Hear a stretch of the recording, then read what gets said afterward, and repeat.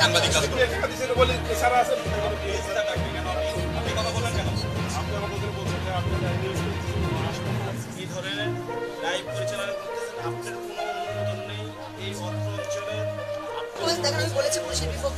বলেছেন তো উনি বললেন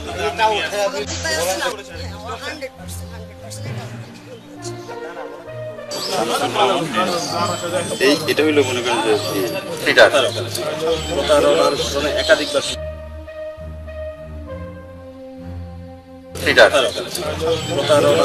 একাধিকবার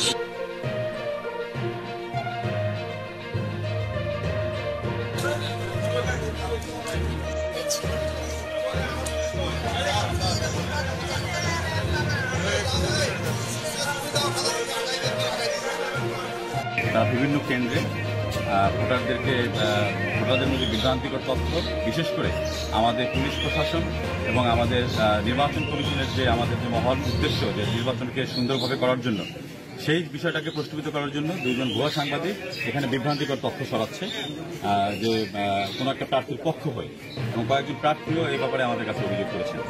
সেই তথ্যের ভিত্তিতে আমরা এখানে এসে দুজনকে পেলাম। একজনের নাম হচ্ছে সাংবাদিক শারমিন আরা, আর একজনের নাম হচ্ছে নীরব দেবী। এই দুইজনকে আমরা পেলাম। এর ভিতরে এই নীরবকে এখানে এসে আমরা জানতে পারলাম যে নীরব হচ্ছে একজন পেশাদার প্রতারক। সে ইতিমধ্যে অনেকবার পুলিশের কাছে বিভিন্ন প্রতারণার অভিযোগে সে গ্রেপ্তার হয়েছে। আর সাংবাদিক শারমিন আরা যিনি আছেন, যিনি সাংবাদিক পরিচয় দিয়েছেন, তার যে কার্ডটি দেখেছি আমরা, সেই কার্ডটি হচ্ছে ঝিনাইদহের নির্বাচন করার জন্য সে লায়াবল। এই যশোরের যে উপজেলা নির্বাচনের সাংবাদিকতা করার জন্য যে নির্বাচন কমিশনের যে কার্ডটি প্রয়োজন হয়, সেই কার্ডটি তার নেই। এবং সে ঝিনাইদহের, আমাদের অনেক সাংবাদিক ভাইও যোগাযোগ করেছেন, ঝিনাইদহেও তার একটা ব্যাড রেকর্ড আছে। ওখানেও সে বিভিন্ন মানুষের কাছ থেকে টাকা নিয়ে বিভিন্ন প্রার্থীর পক্ষ হয়ে কাজ করেন। এই ধরনের ইনফরমেশন আমাদের কাছে আছে। আর এই পরবর্তীতে তাদের গাড়ির যে ড্রাইভারের কাছে আমরা জিজ্ঞাসাবাদ করলাম যে তারা কোথা থেকে এসেছেন। ড্রাইভার স্পষ্ট স্টেটমেন্ট দিয়েছেন যে সে একজন প্রার্থী, এখানে বিপুল নামে একজন প্রার্থী আছেন, আমাদের চেয়ারম্যান প্রার্থী।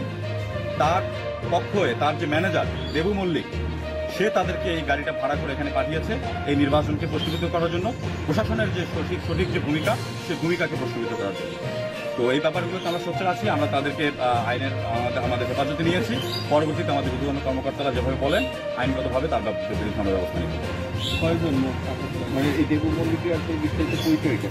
দেবু মল্লিকের আমরা যেটা শুনেছি, সে একটা অনলাইন পত্রিকার সম্পাদক, এবং সেই পত্রিকাটার আবার মালিক হচ্ছে আমাদের যে উপজেলার যে প্রার্থী, তার নাম হচ্ছে বিপুল। দোয়াত কলম প্রতীক নিয়ে নির্বাচন করছেন। এখন তার উদ্দেশ্যটা কি আমি বুঝতে পারছি না, যে তিনি একমাত্র প্রার্থী, তিনি যে সবকিছু অভিযোগ করে যাচ্ছেন পুলিশের বিরুদ্ধে। আমরা কিন্তু আপনারা দেখেছেন, আমরা যতগুলো নির্বাচন আমরা করেছি, আমাদের সম্মানিত পুলিশ সুপার জনাব প্রলয় কুমার জর্দার বিপিন স্যারের নেতৃত্বে সে নির্বাচন অবাধ, সুষ্ঠু, নিরপেক্ষ হয়েছে। আপনারা সাংবাদিক ভাইরা প্রত্যেকটা জায়গায় গিয়েছেন, দেখেছেন ভোটাররা সুন্দরভাবে নির্বাচনে ভোট দিচ্ছে। কিন্তু এই প্রথম যে ভুয়া সাংবাদিক লাগিয়ে এই জিনিসটাকে প্রস্তুত করার চেষ্টা করা হচ্ছে।